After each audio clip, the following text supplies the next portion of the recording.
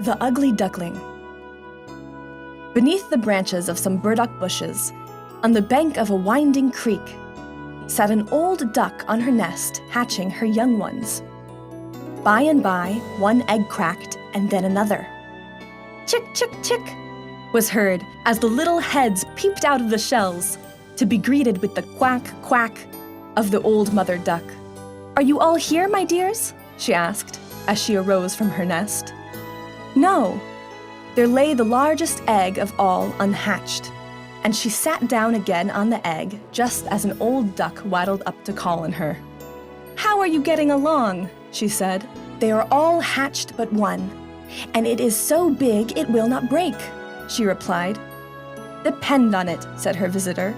"It is a turkey egg, and you'll have trouble, for turkeys can't swim." At last, the big egg broke. Tweet, tweet, and out crept a young one, but so very big and ugly that the mother duck thought he must be a young turkey cock. "I shall soon see," she said to herself, "whether he is or not, when he goes into the water." The next day she sprang into the creek with a splash, and one duckling after another sprang in after her. Even the big ugly one was swimming too, and beautifully. No turkey could swim like that, she thought. "Quack, quack, come with me, and I will take you to the barnyard, so that all the chickens, ducks, and turkeys may see you." "Look there, how ugly that one duck is," said the ducks, and one flew at him. "Let him alone," said the mother. "He is doing no harm." The poor ugly duckling, who had been the last to leave his shell, was beaten and pushed and made a fool of by the hens as well as the ducks. Even the turkey cock puffed himself up and swooped down on him, gobbling and getting red in the face. The poor duckling was very unhappy, and every day things grew worse and worse for him. He was even chased about by his sisters, who said, "I wish that cat would catch you." The ducks bit him, the hens beat him, and the girl who fed the poultry kicked him away with her foot. So he ran away and flew over the hedge. Even the little birds who saw him were frightened, and he thought it was because he was so ugly. The poor duckling, however, closed his eyes and ran away faster and faster until he came to a great meadow. He lay down in the reeds until morning, when 3 wild geese came by. "You are ugly, but we like you. Come with us," they said to him. Just at that moment, bang, bang went a gun, and the 3 geese fell down dead. Bang, bang, and all the other wild geese in the meadow flew up. The huntsmen were lying all around the meadow, hiding in the reeds. What a fright the poor duckling was in, especially when a big dog ran up with his tongue hanging out of his mouth. He showed his sharp teeth, but happily he turned away from the duckling. "Oh, I am glad I am so ugly, for even a dog will not bite me," said the duckling.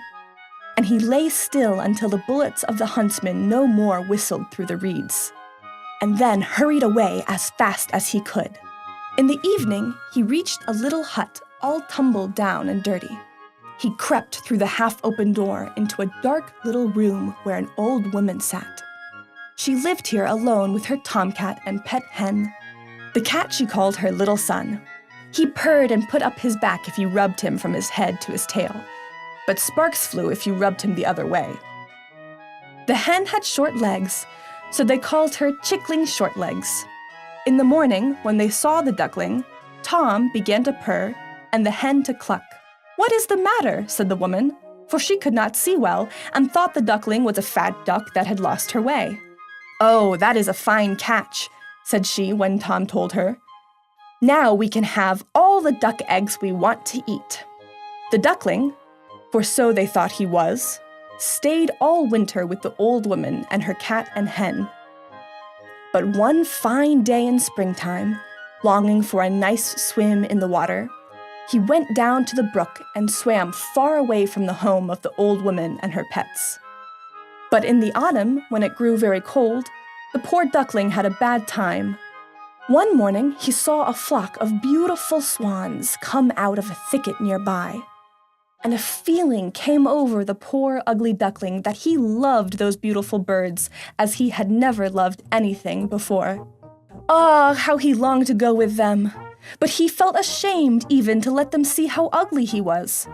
And while he was thinking this, away they flew without seeing him. The winter came, and it was so cold that he had to swim to keep from freezing. The pond froze over all, except one small opening in the ice where he had swam around.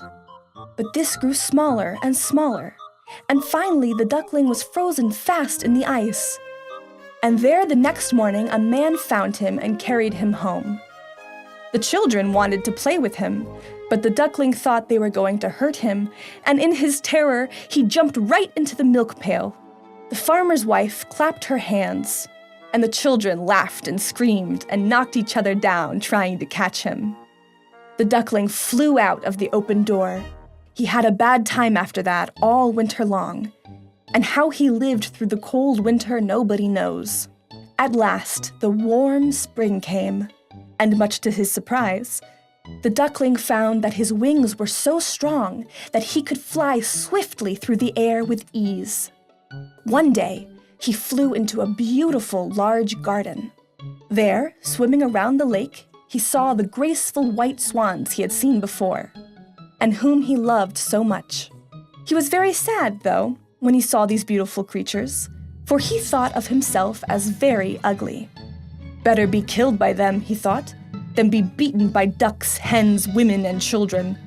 So he flew into the water and swam toward the beautiful white swans. "Only kill me," said the poor creature, and he bowed his head on a level with the water. But what did he see in the clear water? Beneath him, as if in a looking glass, he saw his own image.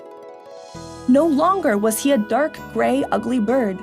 He had grown to be a beautiful white swan. He was glad now, for he knew that all his sufferings were over. So he shook his feathers and stretched his slender, graceful neck and was happy ever after.